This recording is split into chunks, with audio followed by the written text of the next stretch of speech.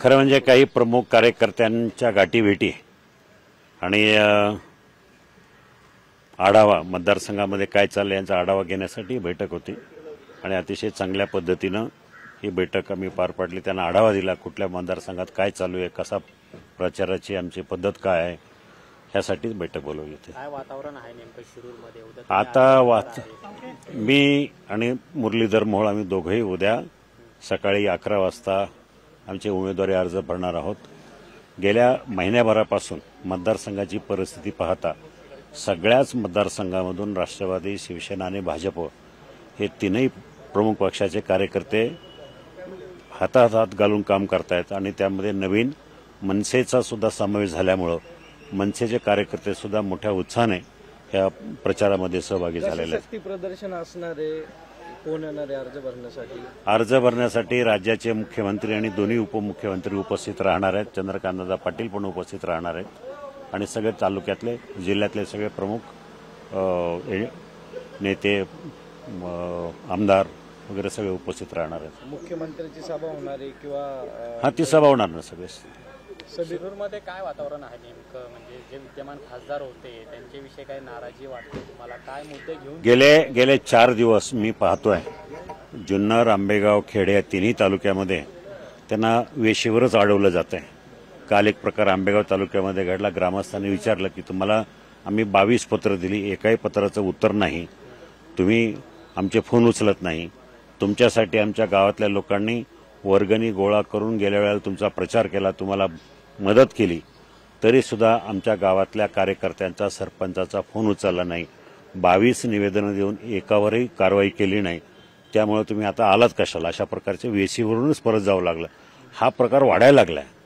खरं म्हणजे लोक जागरूक आहेत, लोकांना कळते आपला अधिकार, आपला हक्क, आपण ज्याला निवडून दिलंय त्याला जाब विचारण्याची या कायद्यामध्ये तरतूद आहे। हाच प्रकार आता निवडणुकीच्या मतदानाच्या दिवशी आणि निकालाच्या दिवशी सुद्धा दिसेल असं वाटतं तुम्हाला?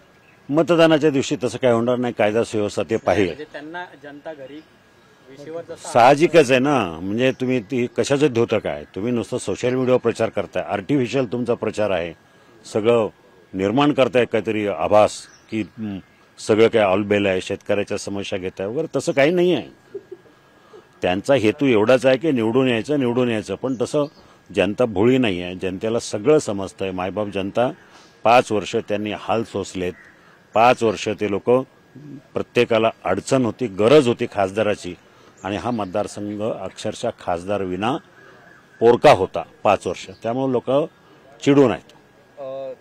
या सगळ्या संदर्भात दिलीप वळसे पाटील कुठं दिसत नाहीयेत, सक्रिय दिसत आता नाही, हे नाराजी आहे की काय? अरे म्हणजे तुम्ही असे प्रश्न विचारताय, सगळ्या जगाला माहिती आहे त्यांचा अपघात झाल्यामुळं ते घरी बसून आहेत आणि घरी बसून हॉस्पिटलमध्ये बसून आहे, त्यांचं ऑपरेशन झालं आहे। अशा अवस्थेमध्ये असा प्रश्न विचारणं सुद्धा अपेक्षित नव्हतं, पण तरीसुद्धा ते जाग्यावर बसून त्यांची यंत्रणा हलवतात, प्रत्येकाशी फोनवर बोलतायत, प्रत्येकाशी त्यांनी ऑनलाईन त्यांचं संभाषण चालू आहे, व्हॉइस कॉन्फरन्सिंग वगैरे सगळ्या गोष्टी चालू आहेत आणि सगळ्यात जास्त प्रचार ते करतायत आणि त्याच्यामुळं त्यांच्याबरोबरचे सगळे कार्यकर्ते आता पेटून उठलेत। साहेबांची जबाबदारी होती, वळसे पाटलांची जबाबदारी होती, ती जबाबदारी त्यांच्या अनुपस्थितीमध्ये आम्ही पूर्ण करणार अशा प्रकारचं आहे। पण शिरूरचे आमदार तुमच्या बरोबर नाही आहेत? शिरूरचे आमदार आमच्याबरोबर नाहीच आहे, नव्यानं सांगायची गरज नाही, मोठी शिरूरची अजिबात नाही। जे नाही आहे ते आमच्या दृष्टीने चांगलं आहे, कारण शिरूरची जनता त्यांच्यावर प्रचंड नाराज आहे।